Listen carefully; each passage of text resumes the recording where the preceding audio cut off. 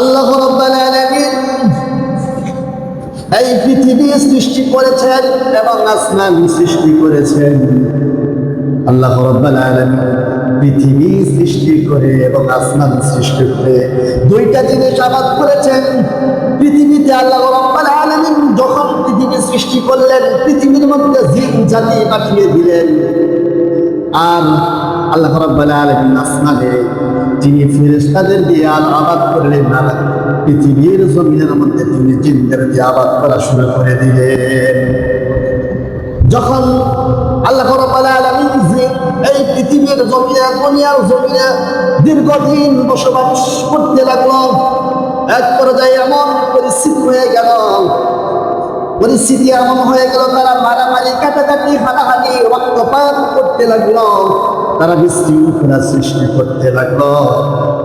আল্লাহ রাব্বুল আলামিন সেই বিশৃঙ্খলা থেকে পৃথিবীকে মুক্ত করার জন্য আসমান থেকে একদল ফেরেশতা পাঠিয়ে দিলেন। আসমানবাসীর যত ফেরেশতা আছে, দুনিয়ার মধ্যে যত দানব আছে, তাদের সাথে যুদ্ধ করলেন, আক্রমণ করে তাদেরকে পাহাড় এবং পর্বতমালায় দ্বীপাঞ্চলে তাদেরকে তাড়িয়ে দিলেন। তারপরে আল্লাহ রাব্বুল আলামিন যখন এই পৃথিবীটাকে জিনদের থেকে মুক্ত করলেন, মুক্ত করার পরে আবার আল্লাহ রাব্বুল আলামিন মনস্থ করলেন, তিনি ফেরেশতাদেরকে ডেকে বললেন, তাদের সাথে মাশওয়ারা করলেন, তাদের সাথে পরামর্শ করলেন। আল্লাহ রাব্বুল আলামিন সূরাতুল বাকারার মধ্যে বলতেছেন, ওয়া ইয ক্বালা রাব্বুকা লিল মালাইকাতি ইন্নী জাইল ফিল আরদি খলিফা। আল্লাহ রাব্বুল আলামিন ফেরেশতাদেরকে ডাক দিলেন, আমি পৃথিবীর মধ্যে, দুনিয়ার জমিনে আমি প্রতিনিধি খলিফা প্রেরণ করছি, পাঠাতে চাচ্ছি। তখন ফেরেশতারা বললেন, ক্বালু আতাজআলু ফীহা মান ইফসিদু ফীহা ওয়া ইয়াসফিকু দিমা ওয়া নাহনু নুসাব্বিহু বিহামদিকা ওয়া নুকদ্দিসু লাক। ফেরেশতারা অনুমান করলেন, আল্লাহ তাআলাকে বললেন, হে আল্লাহ, আপনি তো পৃথিবীতে জিন জাতি পাঠিয়েছিলেন, তারা মারামারি, কাটাকাটি, হানাহানি, পৃথিবীর মধ্যে অশান্তি সৃষ্টি করেছেন। আবার এমন কোন জাতি আপনি পৃথিবীর মধ্যে পাঠাবেন যারা নাকি দুনিয়ার মধ্যে অশান্তি সৃষ্টি করবে, রক্তপাত করবে? তার চেয়ে আমরাই আপনার তাসবিহ তাহলিল পবিত্রতা ঘোষণা করছি। তখন আল্লাহ রাব্বুল আলামিন এই প্রশ্নের জবাবে বললেন, আমি পৃথিবীতে যদিও জিন জাতি পাঠিয়েছিলাম, তাদেরকে ভালো মন্দ করার ক্ষমতাও দিয়েছিলাম, আমি আবার দুনিয়ার মধ্যে যে প্রতিনিধি পাঠাতে চাই, তাদের মধ্যেও আমি ভালো মন্দ করার ক্ষমতা তাদের মধ্যে দিব।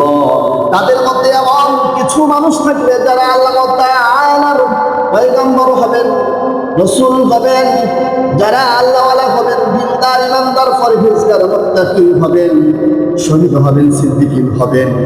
এই সমস্ত মানুষ যখন দুনিয়ার মধ্যে আসবে, প্রতিনিধি যখন আসবে, তারা আমাকে ডাকবে, আমাকে স্মরণ করবে, আমার ইবাদত বন্দেগী করবে।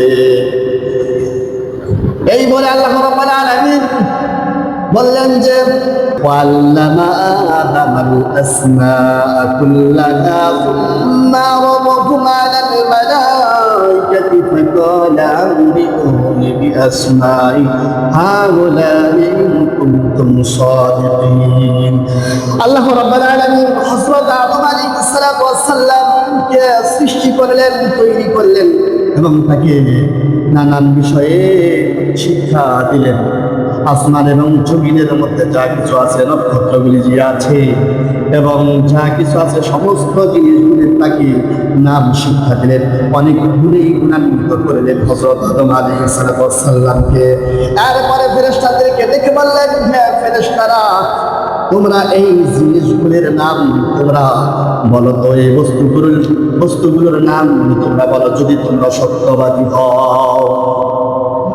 আল্লাহ রাব্বুল আলামিন বললেন যে, আমি যা জানি তোমরা তা জানো না।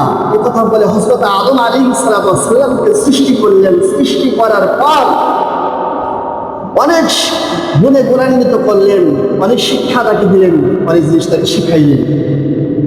শিখানোর পর ফেরেশতাদেরকে ডাক দিলেন যে, হে ফেরেশতারা, এই বস্তুগুলোর নাম বলো।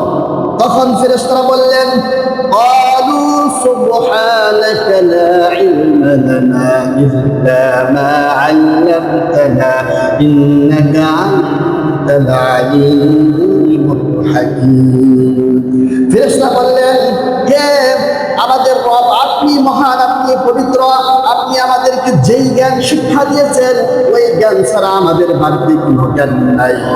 অবশ্যই আপনি অজ্ঞানময় এবং সর্বাজ্ঞ, সবকিছুর উপর জ্ঞানের অধিকারী, সবকিছু আপনার কর্তৃত্বে এবং সবকিছুর জ্ঞানের অধিকারী হচ্ছেন আপনি। আপনি আমাদেরকে যে জ্ঞানটা, যে ইলমটা শিখেছেন তার বাহিরে কোনো আমরা জ্ঞান জানি না, আমরা বলতে পারবো না। এরপরে আল্লাহ রাব্বুল আলামিন হযরত আদম আলাইহিস সালামকে ডাক দিলেন এবং নির্দেশ দিলেন, বললেন যে এই জিনিসগুলোর, এই বস্তুগুলোর নাম ফেরেশতাদেরকে জানিয়ে দাও। তখন আল্লাহ তাআলার নির্দেশ পেয়ে হযরত আদম আলাইহিস সালাম প্রত্যেকটি বস্তুর নাম জানিয়ে দিলেন। আল্লাহ রাব্বুল আলামিন বললেন, আমি তো আগেই বলেছি এই নমণ্ডলে এবং ভূমণ্ডলে যা কিছু আছে, যা কিছু ঘটে, সব কিছুর ব্যাপারে আমি অবগত আছি। আর তোমরা যারা যা কিছু গোপনে করো, প্রকাশ্য করো, সব কিছু আমি আল্লাহ রাব্বুল আলামিন সেই বিষয়ে ওয়াকিবহাল। আদম তোমাদের চাইতে শিক্ষিত বেশি, তোমাদের চাইতে গুণান্বিত বেশি, কাজেই তোমরা তাকে সেজদা করো। কোরআনের ভাষায় আল্লাহ রাব্বুল আলামিন বলেন, ওয়াইদ কুল্লা লিল মালাইকাতি ইসজুদু লিআদাম ফাসাজাদু ইল্লা ইবলিস আবা ওয়াস্তাকবার ওয়া কানা মিনাল কাফিরিন।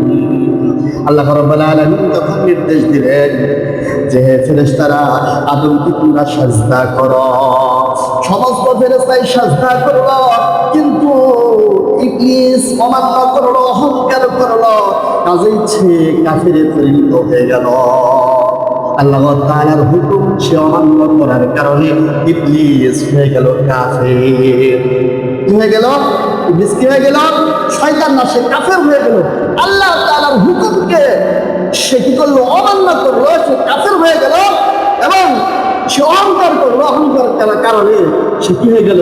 সে আল্লাহ তাআলার কাছ থেকে পরিত্যক্ত হয়ে গেল। সেজন্য আমাদের উপরে যে আল্লাহ রাব্বুল আলামিন 5 ওয়াক্ত নামাজ ফরজ করেছেন, এটা আল্লাহর হুকুম। রোজা ফরজ করেছেন, আল্লাহর হুকুম।